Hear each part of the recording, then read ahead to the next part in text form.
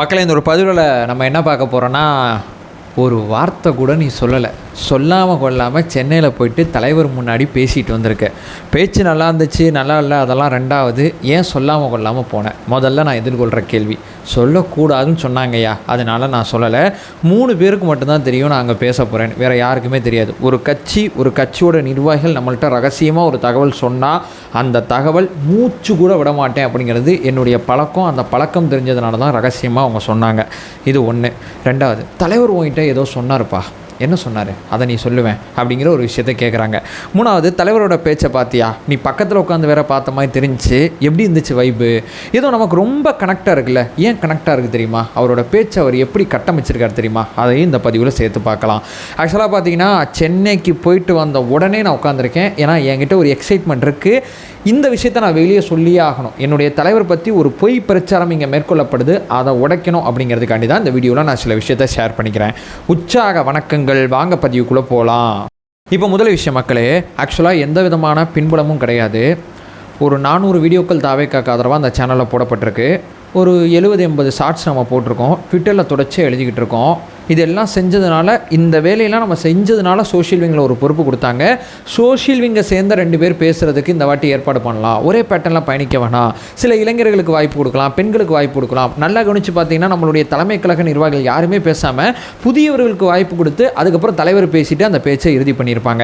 4 கட்டங்களாக அந்த விழாவை ரொம்ப அழகாக திட்டமிட்டு ரொம்ப சிறப்பாக நடத்தியிருப்பாங்க. புதியவர்களுக்கு வாய்ப்பு கொடுக்கணுங்கிற சிந்தனை ஓட்ட தாவேக்கில் வருது பார்த்தீங்களா? அதனால தான் நாங்களாம் மேடை ஏறுறோம் அப்படிங்கிற விஷயத்தை நான் முதல்ல பதிவு செஞ்சுக்கிறேன். மேடைக்கு ஏறும்போது நீ இதை தான் பேசணும், இதெல்லாம் பேசக்கூடாது, அந்த மாதிரி எந்த விதமான கட்டுப்பாடும் கிடையாதுங்க. ஆக்சுவலாக பார்த்தீங்கன்னா, தொடக்க விழாக்கு என்ன தேவையோ அதை நீ தயார் பண்ணி வச்சுக்கோ. நீ என்ன பேச போகிற அப்படிங்கிற ஒரு லைனப் மட்டும் எங்கள்கிட்ட ஷேர் பண்ணிக்கோ. ஏன்னா அந்த லைனப்பு இதெல்லாம் பேசணும், இதெல்லாம் பேசக்கூடாது இல்லை, எதுவும் கரெக்ஷன் இருந்தால் நான் உங்கள்கிட்ட ஷேர் பண்ணிக்கிறேன் அப்படிங்கிறது தான் கட்சி நம்மள்கிட்ட சொன்னது. அந்த லைனப் அத்தனையுமே அவங்கள்ட்ட சுருக்கமாக நம்ம ஷேர் பண்ணும்போது, ஓகேடா தம்பி நீ கேரியான் பண்ணிக்கோ, இதுதான் விஷயம், பிடிச்சிட்ட லைனை பிடிச்சிட்ட நீ வேலை பார்த்துக்கோ அப்படிங்கிற மாதிரி நம்மளுடைய பொறுப்பாளர்கள் சொன்னாங்க. ஸோ சொன்னோட பார்த்தீங்கன்னா, தலைவர் முன்னாடி தலைவருக்காண்டி நிறையா காணொலிகள் நான் முன்னாடி சொன்னபடி பேசியிருக்கோம். ஆனால் தலைவர் முன்னாடி பேசுகிறது அப்படிங்கிறது ரொம்ப ரொம்ப வித்தியாசமானது. மேடையில் பேசுகிறது அப்படிங்கிறது இது வரைக்கும் எனக்கு பழக்கம் இல்லாது. ஒரு யூடியூப் சேனலில் உட்காந்து நான் பேசியிருக்கேன். ஏன்னா இங்கே நான் ஒருத்தன் தான் இருப்பேன், ஒரு கேமரா இருக்கும், இந்த ரூமில் யாருமே இருக்க மாட்டாங்க, நான் ஒருத்தன் உங்கள்கிட்ட உட்காந்து நான் பேசிகிட்டு இருக்கேன். இது எனக்கு பழக்கப்பட்ட ஒரு விஷயந்தான்.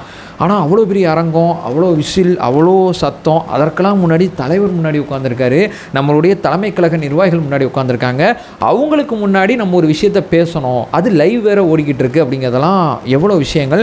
ஆக்சுவலாக நல்லா ப்ராக்டிஸ் பண்ணிட்டு போனேன். நிறையா விஷயங்கள் நான் ப்ராக்டிஸ் பண்ணேன், அதில் மாற்றுக்கிறதே இல்லை. நான் ப்ராக்டிஸ் பண்ணாமல் இருந்தேன்னா இந்த வாய்ப்பு பார்த்திங்கன்னா எப்படி சொல்கிறதுனா, ரொம்ப ஈஸியாக நான் கடந்து போயிடக்கூடாது. இந்த வாய்ப்பு தலைவர் பார்த்து கொடுத்துருக்காரு.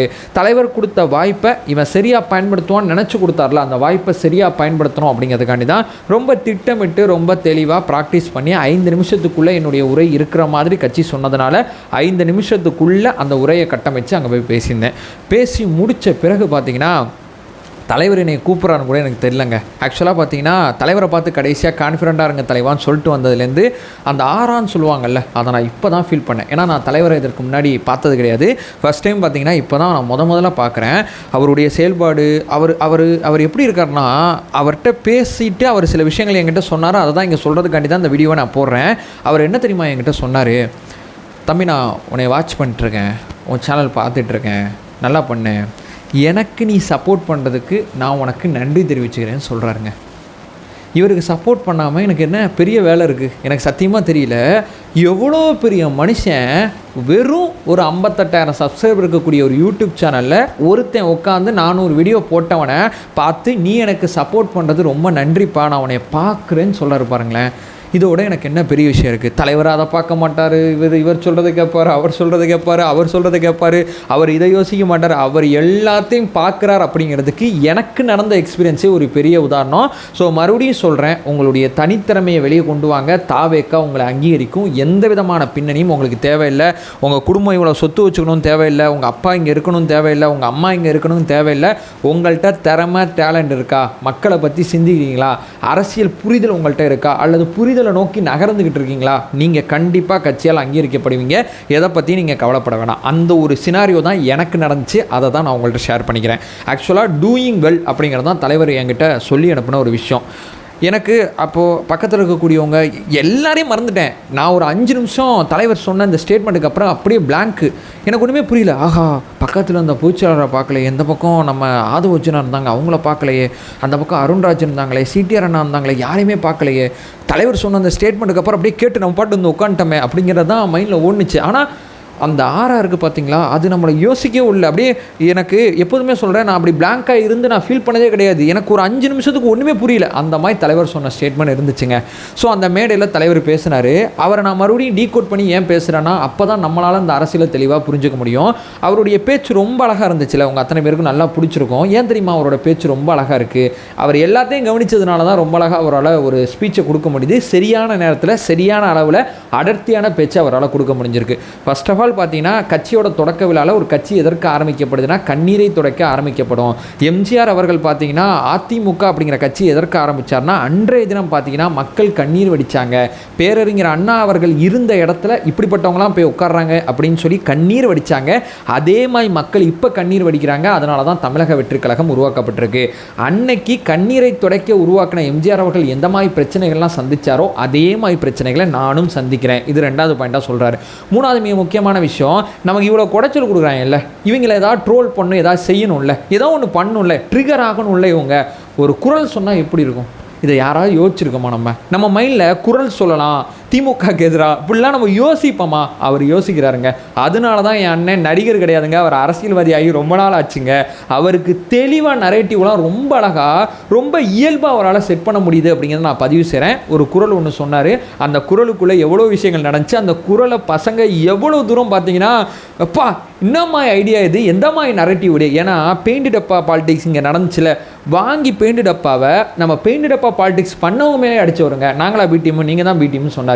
ஸோ பெயிண்ட் டப்பா பாலிடிக்ஸை சரியாக கையாண்டவர், ரொம்ப தெளிவாக அந்த மாதிரி விஷயங்கள்லாம் ஈஸியாக செட் பண்ணிட்டு போயிடுவார். அதனால தான் இவங்களாம் அத்தனை பேரும் நம்மளை பார்த்து பயப்படுறாங்க. ஸோ அதுக்கப்புறம் என்ன பண்ணுறாரு, குரலை சொல்கிறாரு. குரலை சொன்ன பிறகு நான் வெளியே வர மாட்டேன் அப்படிங்கிற விமர்சனத்துக்கு தனக்குறித்தான பாணியில் ஒரு பதில் சொன்னார். வீட்டுக்கு வீடு வருவாங்க, பூத்துக்கு வந்து ஓட்டு போடுவாங்க. அன்னைக்கு வீட்டுக்கு வீடு இருக்கக்கூடிய விஜய் வெளியே வரும்போது தான் உங்களுடைய வண்டவாளம் தண்டவாளம் அத்தனையும் வெளியே வரும் அப்படிங்கிறத சுருக்கமாக தெளிவாக பதிவு செய்கிறார். அதுக்கப்புறம் என்ன சொல்கிறாரு, இந்த கருத்து கணிப்பு அப்படிங்கிறது, நான் பெருசாக அதை பற்றிலாம் வீடியோலாம் கவர் பண்ண மாட்டேன், அதெல்லாம் நம்ப வேண்டிய அவசியமே இல்லை. அதற்கு அவர் அழகாக ஒரு வார்த்தை சொல்லிட்டு போனாருங்களே, கருத்து கணிப்பு கிடையாது தம்பி, இனிமேல் வந்துச்சுன்னா கடுப்பில் எடுத்த கணிப்பு அப்படிங்கிற பேரில் நீ கலந்து போ, ஏன் தேவையில்லாமல் ஸ்ட்ரெஸ் ஆகிக்கிற அப்படிங்கிற ஒரு விஷயத்த சொல்கிறாங்க. இந்த பக்கம் தெரியும் பார்த்தீங்கன்னா, இரட்டை சர்ச் இன்ஜின் அப்படின்னு சொல்லி பிஜேபி தன்னை பெருசாக மார்க்கெட்டிங் பண்ணிக்கும். அதை உடைக்கிறேன் அப்படிங்கிற பேரில் டப்பா இன்ஜினுங்க அது அப்படின்னு சொல்லி முதலமைச்சர் மு க ஸ்டாலின் ஒரு விமர்சனம் முன் வச்சார். இது இரட்டை சர்ச் இன்ஜினும் கிடையாது, இது டப்பா இன்ஜினும் கிடையாது, தாவேக்கா எப்போதுமே டாப் இன்ஜின் அப்படிங்கிற ஒரு ஸ்டேட்மெண்ட்டை சொல்கிறாருங்க. ஒவ்வொன்றா டீகோட் பண்ணார் போல், ஒவ்வொன்றா யோசிப்பார் போல், ஒவ்வொரு விஷயத்தை நம்ம எப்படி கடத்தலாம் அப்படிங்கிறதுக்கு பின்னாடி பல மணி நேர சிந்தனை ஓட்டம் இருந்ததுனால தான் தலைவரால் இப்படி பேச முடியுது அப்படிங்கிறத நான் அடித்து சொல்லுவேன். அந்த பேச்சு போன பேச்சோட இந்த பேச்சு பெட்டராக இருக்குது, இந்த பேச்சோட போன பேச்சு பெட்டராக இருந்துச்சு. அவரோட பேச்சுக்கு அவரே பெஞ்ச் மார்க்கை தொடர்ச்சியாக செட் பண்ணிக்கிட்டே இருக்காரு.